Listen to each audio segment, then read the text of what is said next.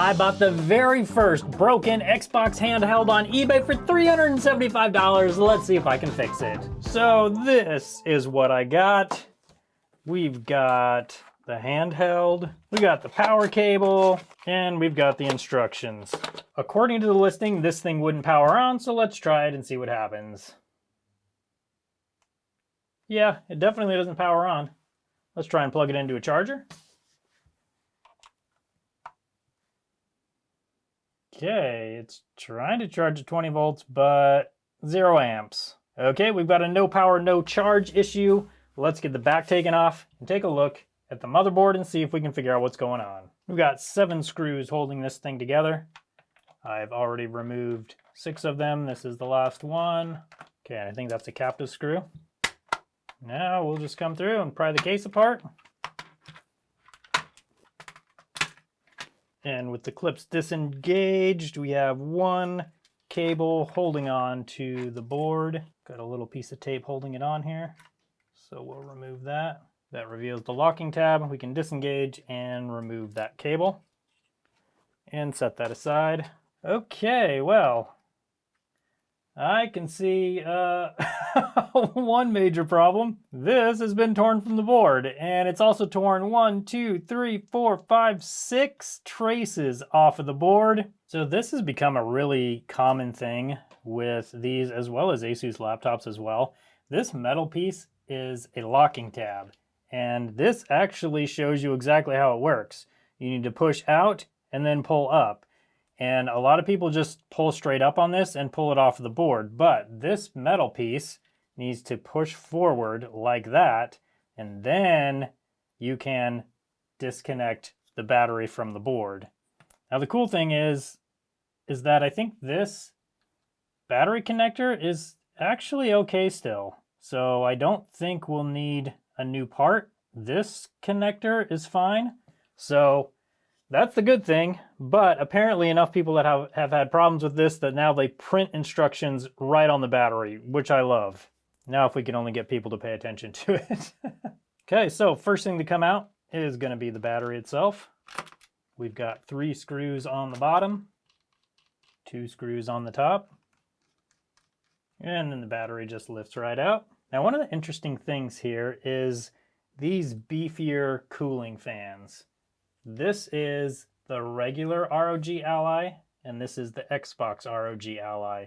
These fans, they're taller. These fans actually are bigger around. These fans are actually taller, but supposedly these do have better cooling. And now with that battery out, I think I am going to remove the cooling system as well as this connector. I don't think we actually need to remove this entire motherboard from the rest of the device. I think we can actually just do all the soldering with it installed. But I do want to get this fan out to give me a little more room in there, and then we'll disconnect this connector as well. Looks like we do need to remove the drive, so we'll do that next. And we've got 2 more screws holding down the heatsink. It doesn't lift right up. We must have to remove these buttons. If I put pressure right here, yeah, there's something holding that on there. It looks like this button.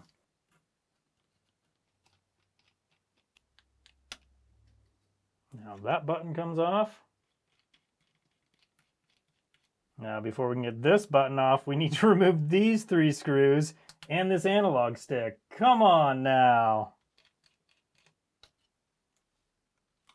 Okay, there we go. All right, now that assembly comes off, and that's just, there's just a little tab right there that's holding that on there. So all of this has to come off just to get to that little tab right there. That is totally unnecessary in my opinion, but whatever. Okay, same thing over here. We need to remove these 2 screws and these 2 screws, and then all of this will come off, and then we can finally remove this to get down to this battery connector. And it looks like there's just enough room to get my screwdriver in here to remove these 2 screws without removing the 2 screws that hold the button on. So, there we go. Okay. Okay, now this should just lift up. Oh yeah, of course the fans are still connected. 1 and 2. Okay, there we go. All right, that gives us a pretty good look at the whole board. We've definitely got plenty of room to solder down here now. Let's disconnect this cable though. I think all this will be fine. I don't think I technically would need to do that, but I just want to make sure everything is plenty out of the way. I'm going to put this over here. I'm actually going to tape it down to this shell over here. There we go. All right, that's all out of the way.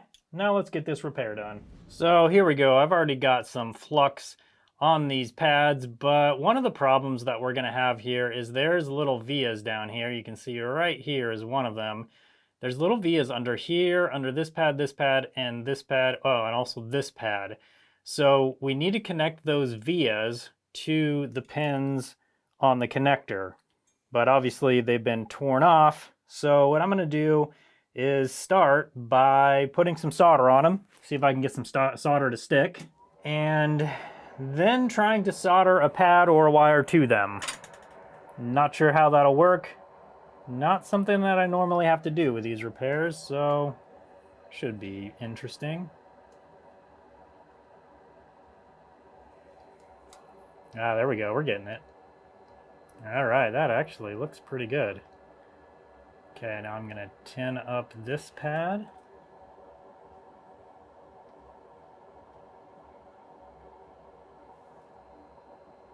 There we go. Now you can see on these, we've got the same thing going on. So we've got to try and get on those with my iron. Okay, let's try my small iron. I'm just not able to get in there with my large one very well. Let's try this.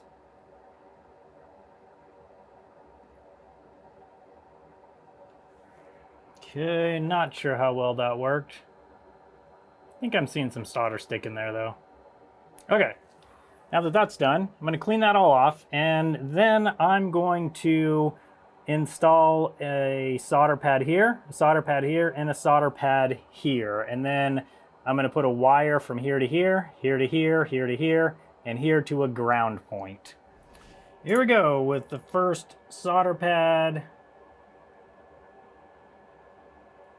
I'm gonna sort of get it tacked in place. So these solder pads that have adhesive on them. So I'm going to get these adhered to the board, and then we'll have a mounting pin to mount the connector to. Okay, there's one. Now I'm going to do it for this one over here, and then a big one for this one right here. Now I custom cut this one to hopefully fit this okay. Okay, that actually looks pretty good. Okay, here we go. Okay, now that those are done, we got to install a couple wires, and then it's going to be time to put the connector on and see if we can get it all connected. Okay, so I need to burn the coating off the end of the wire. Now we'll solder it right here, and then right here.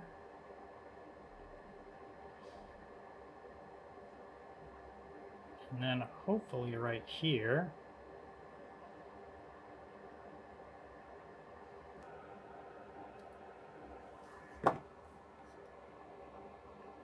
There we go.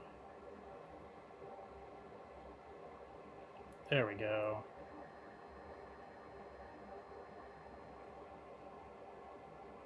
There we go. Okay, just got one more to do, and then it'll be about time to get this connector put on. All right, just getting this lined up. That's pretty close right there to where it needs to be. So I'm gonna hold it down with my tweezers, tack it in place, hopefully. Oh.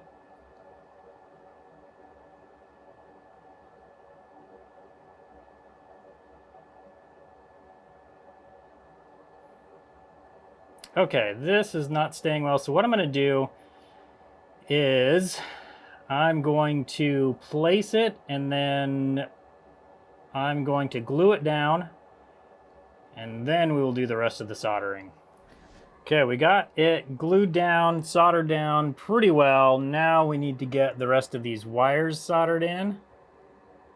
Soldered to the connector on, or the pin on the connector.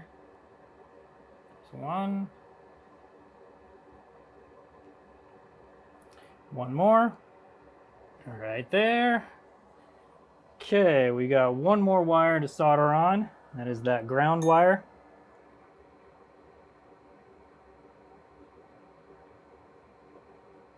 Okay, there we go. All right, now I just need to connect the other side and we should be done with this repair. And I'm just connecting this ground wire to these pins over here since those are also all ground. All right, and there we go. Just gonna clean this up a little bit and I'll be able to test it.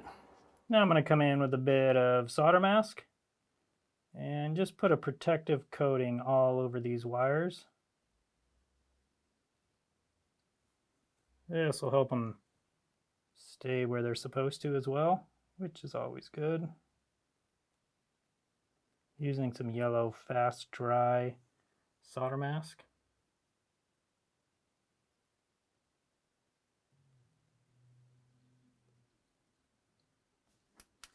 All right, now I'm gonna cure it with some UV light. Okay, that's cured nice and hard. That'll just help keep that all protected. All right, now, the last thing we need to check is whether this actually works. This metal piece should slide out. Come on. There we go. Okay, I was getting a little worried there for a second. Okay, we are good.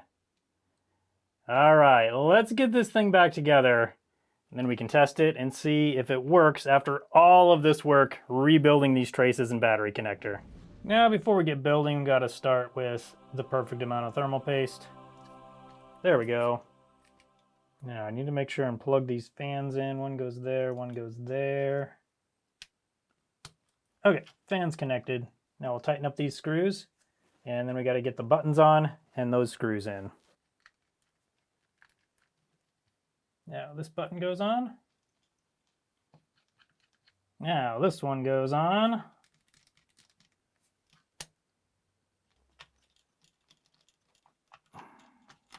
Okay, that button works good. Now this analog stick goes on. I'm gonna connect it right now before I forget. The long screw goes up in the corner, and then two short screws over here. Now we put the drive in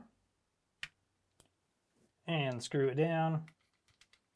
Now this screw that holds this fan on, and the battery just sets right on there. We need to make sure this cable is up and free.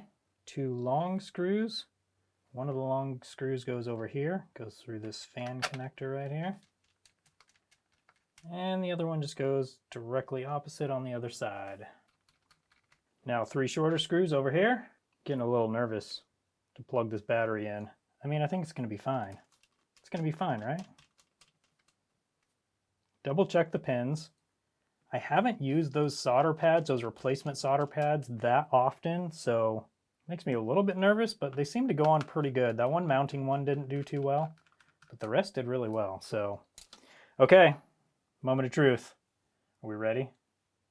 Battery is getting plugged in right now. Okay. And then locking tab slides forward. Just like that. Okay, nothing smoking or anything. All right, well, that's all good so far. Let's get the back cover on and then plug it in and see what happens. All right, we need to make sure the blue tab, pull tab, is facing up on this when we plug it into this connector. Okay, there we go. Put the adhesive piece back down, and bottom cover goes on, or back cover, I guess. Okay, we're gonna get the screws in, and we'll plug this thing in and see if it charges. So I missed filming me trying to turn it on, but spoiler alert, it does the same thing. So I took the board back out and I found something interesting. So there were 3 shorted components: this capacitor, these 2 capacitors, and this capacitor. Now I have removed them, so let's see if they're still shorted. Oh yeah. Definitely still shorted. Okay, so next I'm gonna inject voltage on the positive side of those capacitors and see what else is shorted. Okay, injecting voltage on the positive side of those capacitors. Anything get warm? Oh yeah, right down here. Oh, that's not good. That's the main chip. But let's see, maybe if we're lucky, there'll be like a capacitor on the chip shorted or something like that. I think it was about right down here. Okay, here we go. Let's see what happens. Ooh, yeah.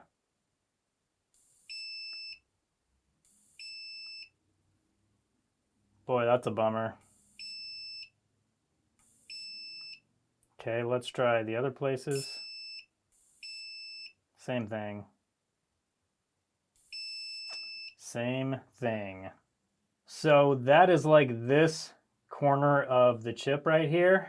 So unfortunately, something happened to this board that caused the chip to just short out. So I'm guessing what happened is something happened to this device. It stopped working. So the person that owned it at the time went to take it apart, tore the battery connector off, and then sold it on eBay. I'm not sure why this happened, but unfortunately it did, which makes this device not fixable, except I actually bought 2 of them on eBay, and I have another board right here. So let's install this board into this handheld and then see if it'll work. Okay, and in we go with the replacement board. Now this board came from a Xbox ROG Ally that had a faulty screen.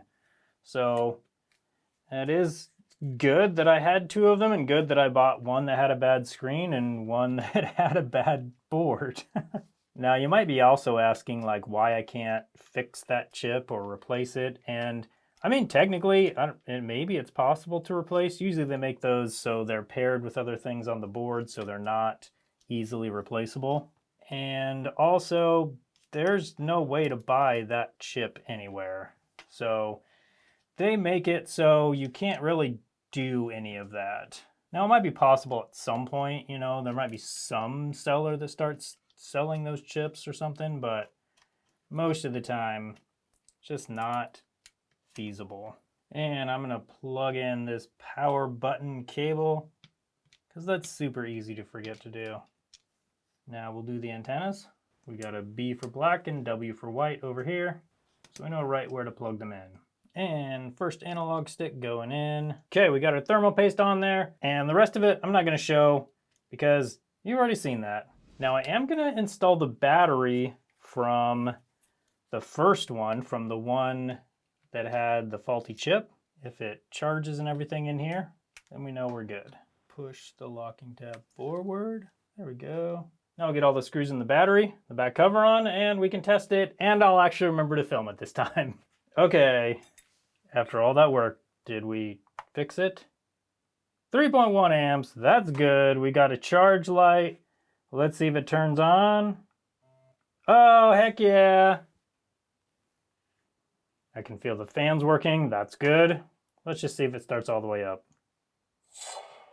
And it does. So while that's not really the way I like to fix things, in the end we did end up with a working device. A while back I made a video where I tried to fix an ROG Ally that the customer sent to Asus and they refused to fix it. I'll put a link for that video up on your screen now so you can come hang out with me over there and see if I could fix that ROG Ally. Thanks so much for watching today, and I hope you have a good one.